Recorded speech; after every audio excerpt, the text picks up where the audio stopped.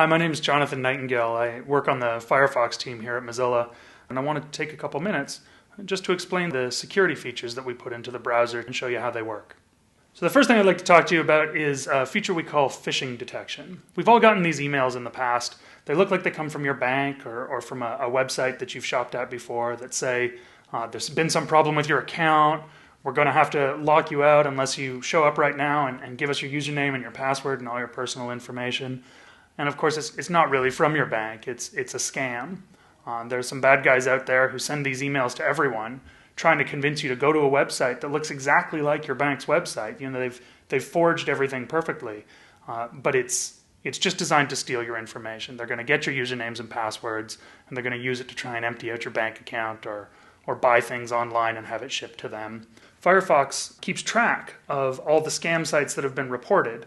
And when you click on that link in your email or that instant message that came in from somebody you don't recognize, instead of bringing you to that page, which is a forgery and which is going to look just like the real thing, it's going to be really hard to spot. Instead, we show you this bright red warning page that says, we think the thing you're going to is actually a scam. You know, it's a web forgery. When you see that warning, my recommendation to you is not to go to the site. It's probably not what you think it is. But you know, the bad guys on the internet are getting smarter too. So not only are they sometimes pretending to be your bank, sometimes they're actually trying to attack your computer directly. So instead of trying to trick you into giving away personal information, they just try to hack into your machine. And so Firefox has this second set of protections built in that we call malware protection.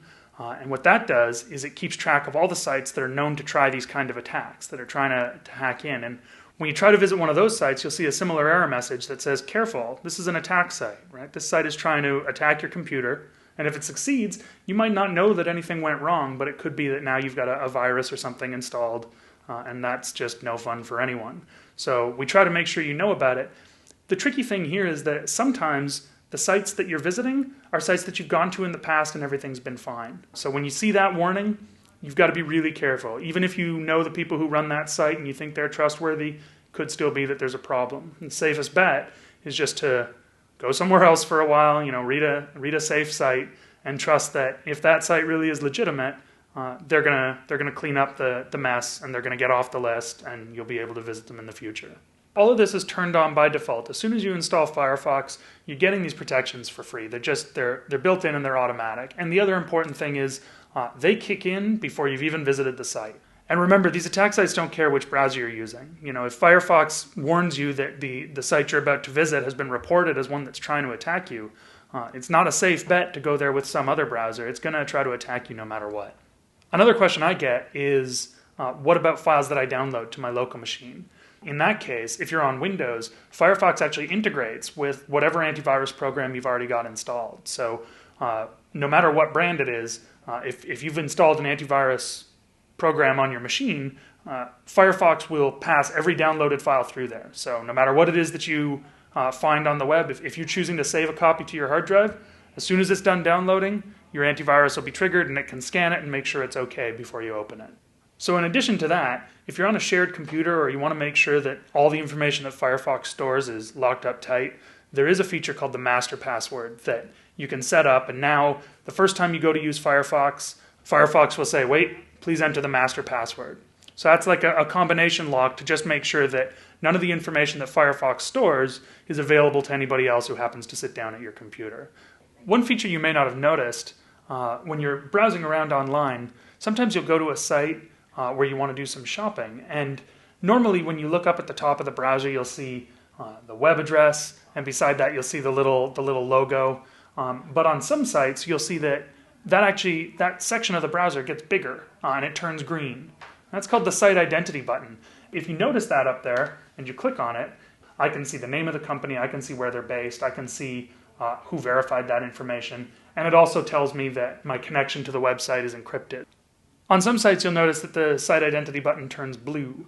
Blue just means that they've provided a basic level of information, so you know that you're connecting to the website you think you are.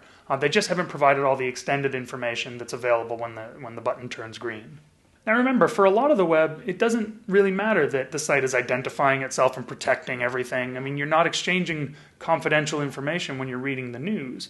But when you're shopping and you might be sending your credit card information across, or if you're looking at your employer website and looking at your pay stubs and things, that's when you want to make sure that your information is protected. And that's when it's important that you check the site identity button to confirm that. So the last thing I want to mention in terms of keeping yourself safe online, and maybe the most important, is to make sure that you keep your software up to date. For little security issues, Firefox will take care of things automatically.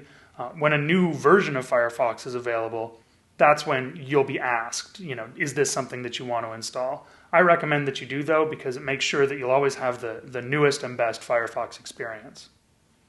So that's it. Thanks a lot for listening. I hope you stay safe online, and if you've got any questions or you want more information, or if you are interested in downloading Firefox, just head on over to firefox.com.